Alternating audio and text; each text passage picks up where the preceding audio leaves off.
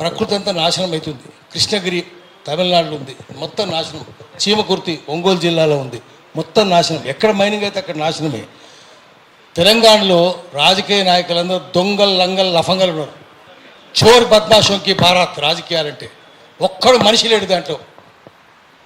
ఇదంతా రాజకీయ నాయకులే. కరీంనగర్ జిల్లా చూద్దాం, ఎంత అన్యాయం అయిపోయింది. మొత్తం గంగుల కమలాకర్ ఉండే అప్పుడు, తర్వాత తక్కిన పార్టీ వాళ్ళు, వేరే పార్టీలు, అపోజిషన్ పార్టీ వాళ్ళు అందరూ కలిసి కొండలని కొట్టేసింది. ట్యాన్ బ్రౌన్ చాలా కాస్ట్లీ, అది యూరోప్లో, చైనాలో చాలా గిరాకీ ఉంది. కొండలన్నీ పోయినాయి, కొండలు లేవు. ఆఖరికి కొండగట్టు ఆంజనేయ స్వామి టెంపుల్కు లక్షల మంది వస్తారు. అక్కడ కూడా వెనక నుంచి కొట్టేస్తే బస్సు చుట్టూ తిరిగిపోయింది. మొదటి రోజు బస్సు చుట్టూ తిరిగిపోయి కింద పడి 65 మంది చచ్చిపోయారు బస్సులోంచి. సిగ్గు శరం ఉంది ఎవరికన్నా? అసలు కొండలు కొట్టేస్తే వర్షం ఎట్లా పడుతుంది? కొండలు ఉంటే దాని అడవి ఉంటే ఆ చల్లటి గాలి వీచి మబ్బులు కరిగి వాన పడుతుంది. ఇప్పుడు వర్షాలు ఉండయి, వర్షాలు లేకపోతే పంటలు ఉండయి. ప్రకృతి అంతా నాశనం అవుతుంది. ప్రకృతి నాశనం అయ్యే వాళ్ళందరినీ జైలు పెట్టాలి. నాశనం చేసిన ఎవడైనా. ఆ సంజీవరెడ్డి వాడు సంజీవరెడ్డి కాదు, నిర్జీవరెడ్డి వాడు. బుద్ధి లేదు. ఎట్లా చెరువు ఎట్లా తవ్వుతావు, ఎట్లా కడతాడు? పోలీసు వాళ్ళు ఏం చేస్తున్నారు? గులాంలా మీరు? పోలీసులు ఏం చేస్తున్నారు? ఎస్పీ ఏం చేస్తుండు? ఎస్ఐ ఏం చేస్తుండు? సిఐ ఏం చేస్తుండు? దొంగలు వాళ్ళంతా. వాళ్ళందరి మీద కేసులు పెట్టాలి, కోర్టులో కేసు వేద్దాము, వాళ్ళందరినీ బట్టలు ఇప్పిద్దాం, ఇప్పించి వాళ్ళ యూనిఫామ్ ఇప్పించేసి వాళ్ళని జైలు పెట్టేట్టు చేయాలి. రాజకీయ నాయకులు ఏం చేస్తున్నారు? జిల్లా ఎమ్మెల్యేలు ఏం చేస్తున్నారు? ఎంపీలు ఏం చేస్తున్నారు? మంత్రులు ఏం చేస్తున్నారు? మంత్రులే కదా దీనికి అంటున్నది, దొంగలే కదా. రాజకీయాలంటే దేశంలో డెమోక్రసీ లేదు. ప్రకృతిని నాశనం చేస్తే ప్రకృతి మొత్తం నాశనం అవుతుంది. ఇప్పటికే గ్లోబల్ వార్మింగ్ అయింది. యూరోప్లో మొత్తం భయంకరంగా ఎండ ఉన్నది, రోడ్లు కూడా కరిగిపోతున్నాయి. గ్రీన్ జోన్లో రెడ్ జోన్లో ఏర్పాటు చేసే క్రషర్ని గ్రీన్ జోన్లో ఏర్పాటు చేశారు. ఎలా ఏర్పాటు చేశారంటే, మేము తీసుకుంటే రెడ్ జోన్ని ఆరెంజ్ జోన్గా మార్చాం. ఎట్లా మారింది అనేది రిపోర్ట్ చూస్తే ఎక్కడ మాకు ఆన్సర్ దొరకలేదు. ఆ విధంగా దాన్ని చేసి ఆ క్రషర్ని ఏర్పాటు చేయడం జరిగింది. ఈ విధంగా సిఎఫ్ఈ కూడా రద్దు చేయడం అనేటువంటి జరిగింది. ఇప్పుడు ఆయన ఏం చేస్తుండంటే, మళ్ళీ కొత్తది 17 తారీఖు నాడు మేము పోయినాడు, ఎప్పుడైతే రద్దు చేసిండో, ఎలా బంద్ చేయమన్నాడో ఆ రోజే మళ్ళీ పోయి సిఎఫ్ఓకు మళ్ళా సనత్ నగర్లో అప్లై చేయడం జరిగింది. ఆయన నల్గొండకు చేసారి చేయలే, సనత్ నగర్లో అప్లై చేయడం జరిగింది. మొన్ననే ఆయనకు రిపోర్ట్ వచ్చింది. దాని మీద మేము చెక్ చేస్తున్నాం, రోజు గ్రూప్లో వెబ్సైట్లో దాన్ని చెక్ చేస్తున్నాం, ఎక్కడుంది మన ఫైల్ ఏడుంది, ఎంత పరిస్థితి. మొన్ననే ఆయన చేతికి వెళ్ళడం జరిగింది.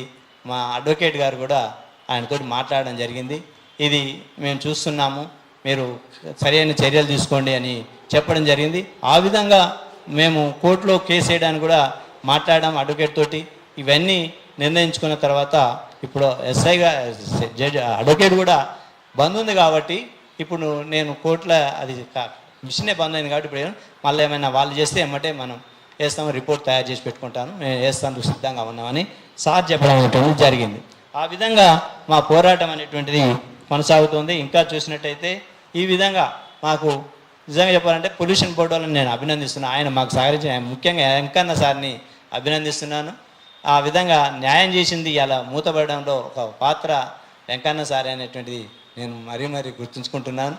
ఈ మా సమస్యని ప్రజల దృష్టికి మీ ద్వారా పోవాలనేటువంటిది మేము కోరుకుంటున్నాము. మీరు మంచి రాసి ఈ ప్రజలు ఇది ఒక్కటే కాదు, చాలా ఉన్నాయి, పర్మిషన్ లేకుండా నడిచేటువంటి క్రషర్ మిషన్లు చాలా ఉన్నాయి.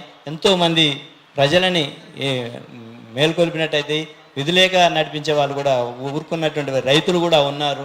ఏం చేస్తామయ్యా, వీళ్ళతోటి మేము తట్టుకోలేము, ఇంతో అంత ఇస్తురుగా దాన్ని తీసుకొని సప్లై చేసుకుంటున్నాం అన్నారు. ఆ ప్రాంతం అంతా ఒక దుమ్ముతో ఎడారిగా మారినట్టుగా కనిపిస్తుంది దేశముఖి ప్రాంతం.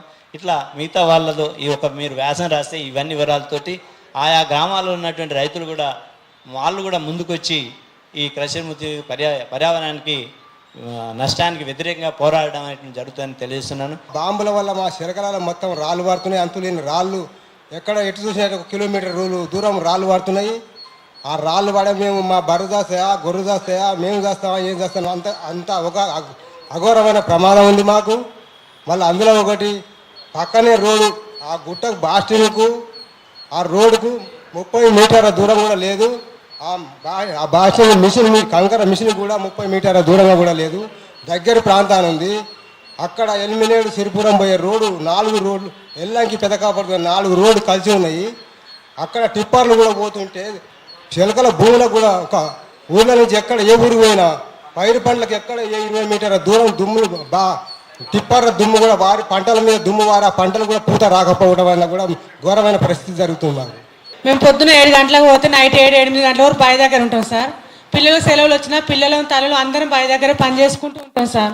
పిల్లలు ఇంటి దగ్గర ఉంచాం సార్. రాళ్ళు పడుతున్నాయి, మాకు డస్ట్ వస్తుంది, బోరు బావులు ఊడిపోతున్నాయి. అరక కడితే పశువులు కూడా సౌండ్కు ఉండలేవు సార్, అసలు బెదిరిపోతున్నాయి సార్. అరకతో గుంజుకపోతే మా ఆయన కూడా కింద పడ్డాడు సార్, మొన్న దెబ్బ తగిలింది కాలుకు. ఇవాళ రాలేని పరిస్థితి వచ్చింది సార్ అతనికి. ఇట్లానే మాకు చాలా ఇబ్బంది జరుగుతుంది. క్రషర్ మిషన్ మాత్రం బంద్ చేయాలని కోరుకుంటున్నాం సార్. మాకు రాళ్ళు కంకర మిషన్ అన్నీ మా వైపు ఉన్నాయి. మొత్తం దుమ్ము ధూళి అన్నీ మాకు వస్తున్నాయి. లేబర్ రావాలంటే కూడా ఇబ్బంది పడుతుంది సార్. మాకు ఏమన్నా న్యాయం చేయాలి. మీరు పోండి అంటే మా కాళ్ళు లేవా, చేతులు లేవా, ఎక్కడ ఉరుకోండి ఆయన. మేము గుండు కింద దాసుకోమా, చెట్టు కింద దాసుకోమా, పాన ఇంటికి చిలకల పోయిన వాళ్ళం. ఇంటికి వచ్చి చూసేదాకా మాకు భయమే ఉంది. ఇప్పుడు 15 ఏళ్ళు మామూలు పూర్లిస్తుండు. బండ మీద సిరిదేని ఊరించాడు. ఎట్ట బతకాలి, ఆయన ఏమో డబ్బు కల్లోడా. మేము కూలి చేసుకొని బతలు అది చిలకలు కూడా పంట బతలేదా, ఎట్ట బతకాలా, మేము ఏం చేయాలి? మీరు న్యాయం చేయాలి నాయన. మీకు అందరికి నమస్కారం. ఎట్లన్నా చేసి న్యాయం మాట్లాడమని ఏండ్రి. మీరు చూడుండ్రి, చెంటు భూమి లేదు, గుట్టపొట్ట కాలు భూమే లేదు. మమ్మల్ని నష్టపెడుతుండు చాలా. గోడ ఆడబెడుతుండు. మా పిల్లలు జల్లలు. మేమేం కావాలి? ఏ పట్టణాల పేరు కావాలి? మేము ఎక్కడ రాం? మాకు దరి దాపలేదు. మమ్మల్ని ఆగం చేస్తుండు.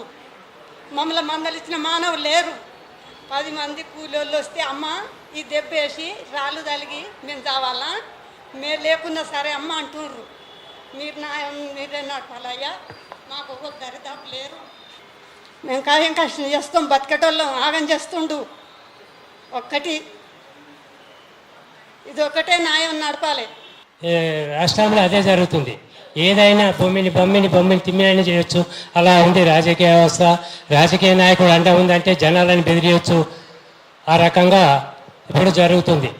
అయితే ఈ భూమి ఆయన రిజర్వేషన్ పెడతాప్పుడు చుట్టుపక్కల ఉన్న భూముల వాళ్ళని అందరినీ అడిగి నేను ఇట్లా పెడుతున్నాను, మీకేమైనా ఇబ్బంది అవుతుందా, ఏమైనా ఇబ్బంది ఉందా అని అడగాలి. ఎవరిని సంప్రదించలేదు.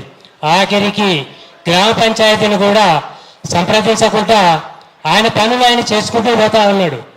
ఒకనాడు నాకు కలిసి, నేను ఈ ఊరిని సస్యశ్యామలం చేద్దామనుకుంటున్నాను, ఈ క్రెషర్ మిషన్ నాకు మీరు అడ్డుగలకుంటే ఊరిని అక్కడ ఆ గుట్ట ఏదైతే గుట్ట ఉన్నదో అక్కడ మంచి చెరువు తొలిచేసి అక్కడ చుట్టుపక్కల ఉన్న రైతులకు వాటర్ సప్లై చేస్తాను అని అన్నాడు.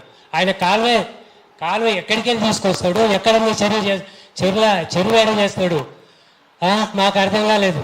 మీరు గుడ్డోళ్ళు, మీకేం తెలియలేదు. ఒక ఇండస్ట్రీస్ని ఊరికి వస్తే ఊరు ఎంత డెవలప్ అయింది మీకు తెలుసా? ఈ మాటలతోటి జనాలని కొంతమందిని దమ్మెపెట్టిండు. అసలు అది ఎంత పొల్యూషన్ వస్తుంది అనేది జనాలకు తెలియదు కదా అప్పటికైతే. ఇదివరకు ఒకసారి పెట్టి తిరిగిరు, అది మూత పడిపోయింది. మళ్ళీ రెండోసారి జనాలను కూడా ఎవరిని సంప్రదించలేదు. పక్కకు సిరిపురము ఎలిమినేడు రహదారి ఉన్నది. ఈయన బాంబులు పేల్చేటప్పుడు ఎలాంటి ఇన్ఫర్మేషన్ ఉండదు. అక్కడికి పోయేటోళ్లకు ఎవరి మీద పడుతుందో రాయి తెలియదు. పక్కగా ఇప్పుడు ఎల్లంకి కాపర్తి అని ఉంటుంది. ఆ కాపర్తి నుంచి రోజు జనాలు అటు ఇటు వెళుతుంటుంటారు. వాళ్ళకు కూడా ఎలాంటి ఇన్ఫర్మేషన్ ఉండదు, ఎలాంటి ఒక సైరన్ ఉండదు.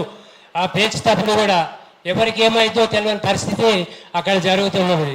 అక్కడ మొత్తం వాతావరణం ఎట్లుంటుంది అంటే, ఆ గుట్ట చుట్టూ ఇదివరకు లేనప్పుడు గొర్రెలు కానీ పశువులు కానీ ఆ గుట్ట చుట్టూ తిరిగి మేసేది. ఇప్పుడు ఆడ మేసే పరిస్థితి లేదు.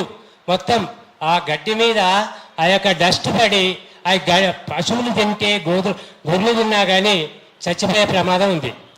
అసలు ప్రమాదాన్ని జనాలు ఇప్పుడు కళ్ళు చేసి బాగా ఇదివరకు అంతా గొడవ చేయలేదు. ఇప్పుడు చాలా యాక్టివ్ అయిపోయారు. ఊరు కూడా మంచి సపోర్ట్ చేస్తున్నది. ఇదే ఇప్పుడు అక్కడ వాతావరణంలో అక్కడ కోతులు ఉండేది, నెమళ్ళు ఉండేది. ఇప్పుడు నక్కలు ఇవన్నీ అసలు మచ్చ కూడా కనపడకుండా అయిపోయినాయి. నెమళ్ళు కూడా కనపడకుండా అయిపోయినాయి. ఏది జీవరాశులు అనేది ఆ ఏరియాలో లేకుండా పోయినాయి. సైదులు ఆయన అనుభవాలని చెప్పడం జరిగింది. ఈ బ్లాస్టింగ్ వల్ల వచ్చే పడ్డ రాళ్ళు కొన్ని ఫోటోలు తీసుకొచ్చడం జరిగింది. ఇంత పెద్ద రాళ్ళు వచ్చి మా భూములలో పడుతున్నాయి. అలాగే ఇంకా చిన్న చిన్న రాళ్ళు చిలకలంతా వెదజల్లినట్టుగా పడడం అటువంటి జరిగింది. ఇటువంటి ఫోటోలు చాలా ఉన్నాయి.